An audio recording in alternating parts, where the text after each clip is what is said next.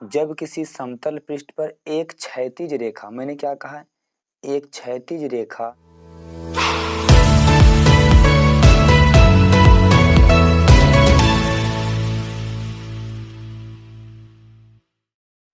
जय हिंद साथियों, आप सब कैसे हैं? मस्त होंगे, शायद पढ़ाई में व्यस्त होंगे।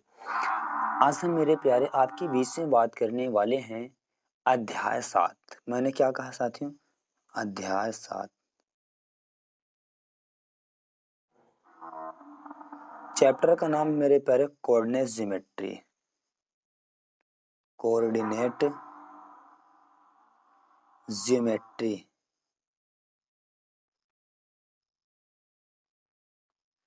साथियों इसका हिंदी होता है निर्देशांक ज्यामिति। क्या मैंने कहा? निर्देशांक ज्यामिति। तो सबसे पहले मेरे प्यारे हम इसमें जानते हैं कि आज जितने फार्मूले हैं, पहले हम पूरे इसमें फार्मूले बनाना सीखेंगे। तो आप जानते हैं कि एक गणितज्ञ हुआ करते थे जिनका नाम था रेनी देकार्ते। रेनी देकार्ते ने बताया क्या, जब किसी समतल पृष्ठ पर और एक ऊर्ध्वाधर रेखा इस प्रकार खींचते हैं और जहां दोनों रेखाएं आपस में काटते हैं उसी का नाम दिया गया मूल बिंदु। ये हमारा क्या है? पॉइंट, मूल बिंदु, जिसे साथियों जीरो से प्रदर्शित करते हैं। समझ रहे हैं कि नहीं? ये होता है 0,0। समझ रहे हैं?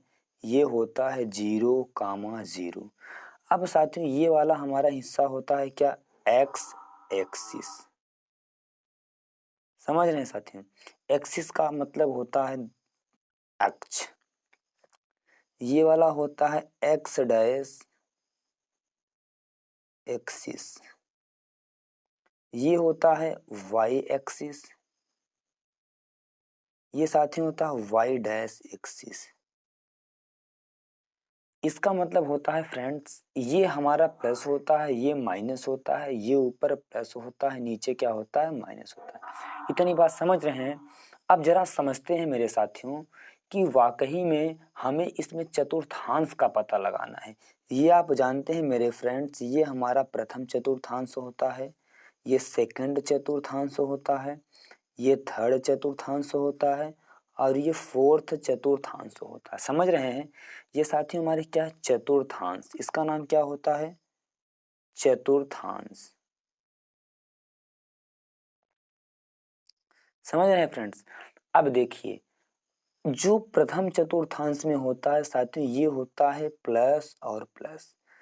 अब इसमें क्या होता है? प्लस और माइनस, माइनस और प्लस।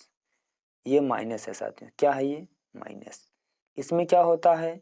इसमें हो जाएगा आपका मेरे फ्रेंड्स माइनस और माइनस। इसमें हो जाएगा आपका प्लस और माइनस।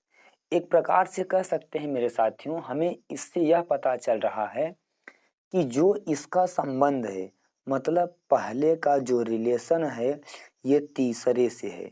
अगर पहले में साथियों प्लस प्लस है तो जाहिर सी बात है इसका अपोजिट होता है माइनस और माइनस। समझ पाए? अगर हम बात करें दूसरे और चौथे की, दूसरे में अगर मेरा माइनस और प्लस है तो अगले में प्लस और माइनस होगा कि नहीं? ये इसका रिलेशन है, ये इसका संबंध है। तो ये इतनी बात था। अब साथियों इसी में हमें क्या करना है? हमें समझना है मेरे फ्रेंड्स, इसमें क्या होता है? भुज और कोटि। मैंने क्या कहा? भुज और कोटि। समझ रहे हैं? भुज और कोटि। साथियों देखिए, एक्स अक्ष को क्या कहा जाता है? भुज कहा जाता है और वाई अक्ष को क्या कहा जाता है? कोटि कहा जाता है। समझ रहे हैं? हमेशा पहले एक्स अक्ष होता है तब हमारा वाई अक्ष होता है, ये हमें समझना है। अब साथियों हमें क्या करना है? इसके फार्मूले बनाना है। देखिए थोड़ा थोड़ा आगे हम बढ़ा रहे हैं साथियों। देखिए हम सबसे पहले बात करेंगे क्या? जो हमारा दूरी का सूत्र है। क्या मैंने कहा? दूरी सूत्र। ठीक है साथियों, दूरी सूत्र क्या होता है? अगर मान लेते हैं मेरे पास कोई दो निर्देशांक हैं, क्या? P, अगला क्या है साथियों? अगला Q। अगर P का निर्देशांक है साथियों x1, y1, इसका साथियों जाहिर सी बात है x2 कामा y2 होगा, इसमें कोई कहने की बात नहीं, समझ रहे हैं। अगर ये x1 है ये y1 है तो ये x2 ये y2 होगा ही। अब हम क्या करेंगे, पहले x2 वालों को लिखते हैं, फिर x1 वालों को लिखते हैं, फिर y2 लिखते हैं, फिर हम y1 लिखते हैं। हम इधर से चलेंगे कहाँ साथियों, इधर से चलेंगे पहले इसके तरफ, देखिए यहाँ से चलना चालू किए तो यहाँ पहुँचे हैं, फिर यहाँ से चलेंगे कहाँ पहुँचेंगे, यहाँ पहुँचेंगे, तो फार्मूला बनकर आपका रेडी हो जाएगा, समझ रहे हैं।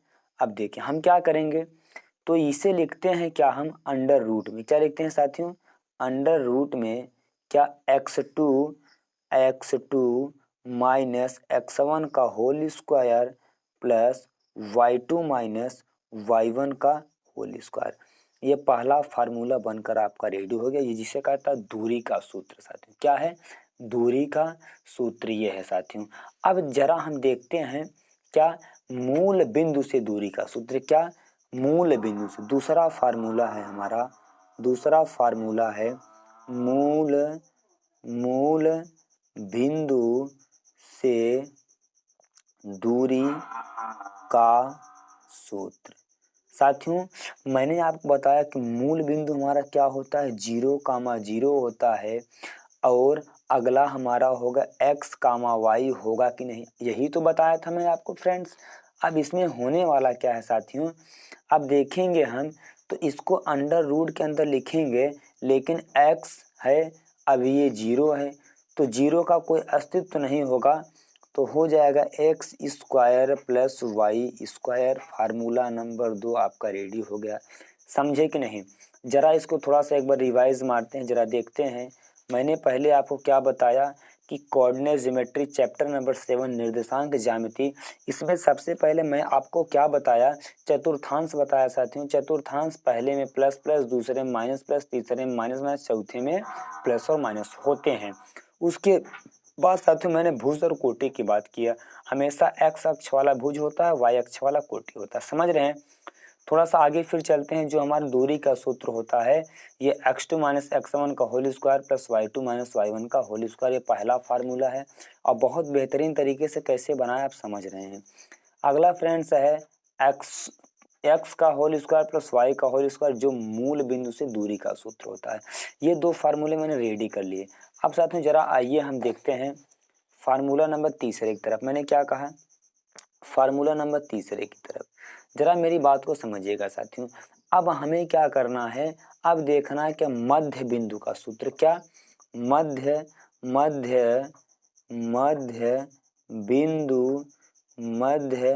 बिंदु का सूत्र। मध्य बिंदु का सूत्र क्या होता है साथियों, अब देखिए अगर मेरे पास कोई निर्देशांक P है, कोई निर्देशांक Q है, समझ रहे हैं कि नहीं, तो ये होता क्या है, अगर ये मान लेते हैं पॉइंट हमारे पास है और बीच में क्या है R है, कोई ये भी निर्देशांक है। अब समझिए पॉइंट हमारा हो गया, हमें करना क्या है साथियों, अगर ये हमारा x1 है, ये x1 है, तो जाहिर सी बात है y1 होगा ही, यह x2 है तो ये y2 होगा ही। हम क्या करेंगे, अब देखिए मध्य बिंदु है, सीधी सी बात है, तो क्या करेंगे, ये x1 प्लस x2 का होल स्क्वायर, x1 अपान x2 बटे 2 हो जाएगा, कामा y1 प्लस y2 बटे क्या हो जाएगा 2 हो जाएगा। ये हमारा फार्मूला नंबर तीसरा बनकर रेडी हो गया। देख रहे हैं कैसे बना रहे हैं बेहतरीन तरीके से फार्मूला। चलिए अब साथियों हम देखते हैं फार्मूला नंबर क्या, फार्मूला नंबर हम देखते हैं साथियों अब चौथे की तरफ चलते, एक भी फार्मूला छोड़ेंगे नहीं। क्या है, विभाजन सूत्र। ये बहुत इंपॉर्टेंट है और विद्यार्थी से क्या करते हैं भूल जाते हैं, क्या विभाजन सूत्र। देखिए पूरा प्रोसेस वही रहेगा, ये है x1, ये है x1 कामा y1, ये x1 कामा y1, इधर है x2 कामा y2। अब मान लेते हैं ये निर्देशांक है, कोई पॉइंट यहाँ से यहाँ तक है साथियों, अगर ये P है ये Q है, तो हमारा ये R होगा कि नहीं, बोलो। लेकिन ये क्या कर रहा है, यम1 अनुपाते यम2 के अनुपात में विभाजित कर रहा है और हमें विभाजन सूत्र का पता लगाना है। तो हम कुछ नहीं करेंगे साथियों, जरा देखिए हम करते क्या हैं इसमें। हम मेरे फ्रेंड्स क्या करते हैं जरा आइए दिखाते हैं।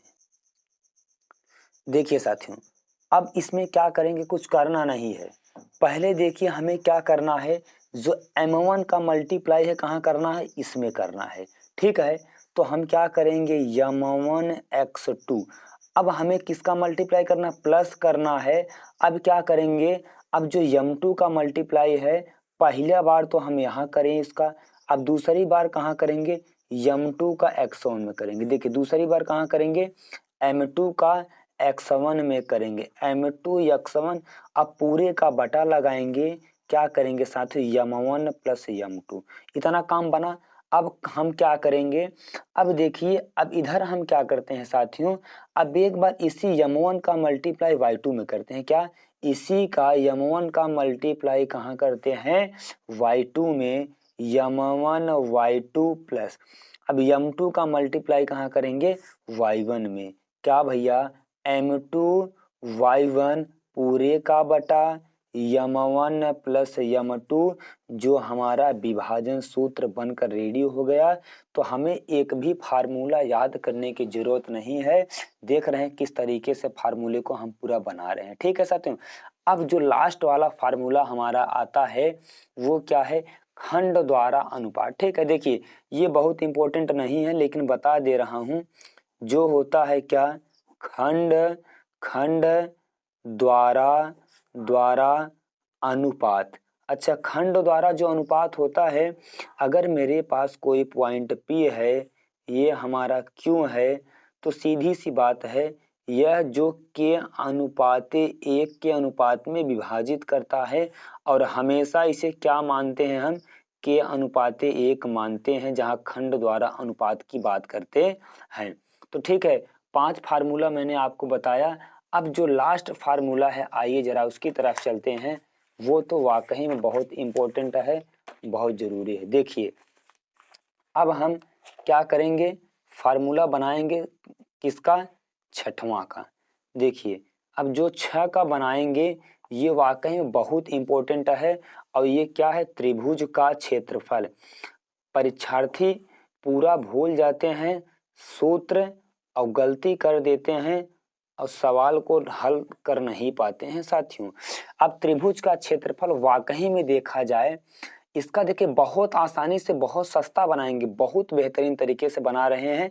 अगर हमारे पास कोई त्रिभुज है, ठीक है, देखिए बहुत प्यारा सा सवाल बनाएंगे, सूत्र इसको हम बनाएंगे। ए है, बी है, सी है, त्रिभुज का क्षेत्रफल पूछ रहा है। अगर मान लेते हैं हमारा ये x1 है कामा y1 है, b होगा x2 कामा y2, c होगा x3 कामा y3, होगा कि नहीं। अब हम जानते हैं त्रिभुज का क्षेत्रफल क्या होता है। देखिए भाई साहब, 1/2 रहबई करेगा आपका ब्रैकेट में। अब देखिए हम क्या करते हैं, एक थोड़ा सा यहाँ पर सर्कल बनाते हैं, छोटा सा सर्कल बनाते हैं और यहाँ 1 लिखते हैं, यहाँ 2 लिखते हैं, यहाँ 3, और इसे हमें क्लॉक वाइज चक्कर लगाना है। कैसे, क्लॉक वाइज चक्कर लगाना है। तो पहले कुछ नहीं करेंगे, देखिए एकदम प्यारा सा सवाल है, कुछ करने वाले नहीं हैं, जरा देखिएगा।